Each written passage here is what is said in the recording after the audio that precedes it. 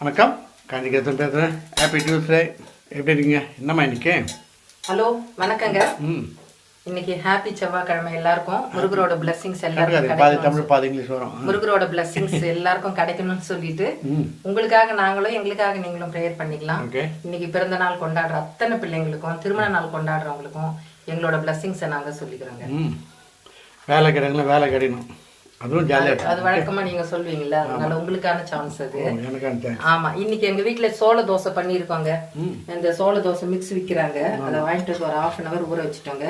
அதுல வெங்காயம், பச்சை மிளகாய், கடலைப்பருப்பு, உளுத்தம்பருப்பு, சீரகம், பெருங்காயம் கொஞ்சம் தேவைக்கு ஏற்ற மாதிரி பச்சை மிளகாய் போட்டுக்கோங்க. போட்டு நல்லா வதக்கிட்டு அதுல மிக்ஸ் பண்ணிட்டு 1/2 hour கழிச்சு தோசை விடுங்க. தோசை ரொம்ப அருமையா வருதுங்க. உடம்புக்கும் நல்ல ஹெல்த்தியான ஒரு டிஃபன் இது. இன்னைக்கு எங்க எடுத்து பாருங்க, ரொம்ப சாஃப்டா இருக்குது, நல்லாவும் இருக்கு, ரொம்ப சாஃப்டாவும் இருக்கு. எடுக்கும்போதே எவ்வளவு அழகா அப்படியே சாஃப்டா புட்டுட்டு வருது. ஊத்துறதுக்கும் ரொம்ப ஈஸியா இருக்குதுங்க. ஒரு மாதிரி சிரமப்பட வேண்டியது. அதையும் ஊற்றிட்டு இன்னைக்கு எங்க வீட்டுல காரக்குழம்புங்க. கொஞ்சமா தேங்காய் அரைச்சி விட்டுருக்குறேங்க. காரக்குழம்பு வச்சுட்டு அதுக்கு உருளைக்கிழங்கு புட்டு பண்ணி வச்சிருக்கேங்க. இன்னைக்கு மதியம் எங்க வீட்டுல இதுதான் வேணும். சாப்பிட வாங்க. சாப்பிட வாங்கிட்டாங்க, வந்துடுங்க. ஓகேவா? இதே இந்த சோள தோசை ஸ்வீட்டாக பண்ணணும்னா இதே 1/2 மணி நேரம் ஊற வைங்க. நாட்டு சக்கரை சேர்த்துக்குங்க. அது அப்புறம் ஏலக்காய் அண்டு முந்திரி போட்டு சூப்பராக பண்ணலாம். போட்டிங்கன்னா அது குழந்தைங்க சாப்பிடும். இது 1/2 மணி நேரம் ஊற வச்சுன்னா அது திக்காக ஊற்றினா நல்லாயிருக்கும். ஓகேங்களா?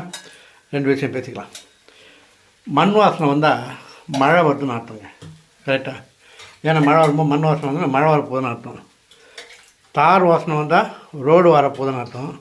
ரோடு வரப்போகுதுன்னு அர்த்தம்னா ரோடு வரப்போகுதுன்னா எலெக்ஷன் வரப்போகுதுன்னு அர்த்தம். ஜாலியாக தான் எடுத்துக்கோங்க. அப்புறம் இன்னொன்று சொல்கிறேன், ஒரு நிமிஷம். இதே நம்ம ஸ்கூல் போகலையான்னு கேட்குறேன்ல பசங்க, நம்மளும் ஸ்கூலுக்கு போயிருக்கோம். ஸ்கூல் அப்படின்றமே தமிழில் பள்ளிக்கூடம்னு. ஸ்கூலினுடைய அர்த்தம் என்ன தெரியுங்க? இங்கிலீஷில் நிறைய பேருக்கு தெரியாதுன்னு நினைக்கிறேன். இப்போ நான் படிச்சுட்டேன். நம்ம பொதுவாக நியூஸ்ன்றோம். அதுக்கும் அர்த்தம் என்னென்னா north west, north east west சவுத்துன்றதான் நியூஸுன்றதுக்கு அர்த்தம். அதே மாதிரி ஸ்கூலுக்கு அர்த்தம் என்னென்னா ஸ்கூல் SCHOOL இல்லையா? அதுக்கு அர்த்தம் என்னென்னா study centre home of organised learning. இதுதாங்க அர்த்தம். நிறைய பேருக்கு தெரிலல்ல, எனக்கு தெரில, நான் இன்றைக்கி தான் பார்த்தேன். தெரிஞ்சவங்க எனக்கு ஆல்ரெடி தெரியும், அதுன்னு சொல்லுங்கள், நான் ஒத்துக்கிறேன். ஓகேவா? மறுபடியும் சொல்கிறேன். Study centre home of organised learning. இதுதான் ஸ்கூலுடைய ஃபுல் ஃபார்ம். ஓகேவா? ஜாலியாக எடுத்துக்க.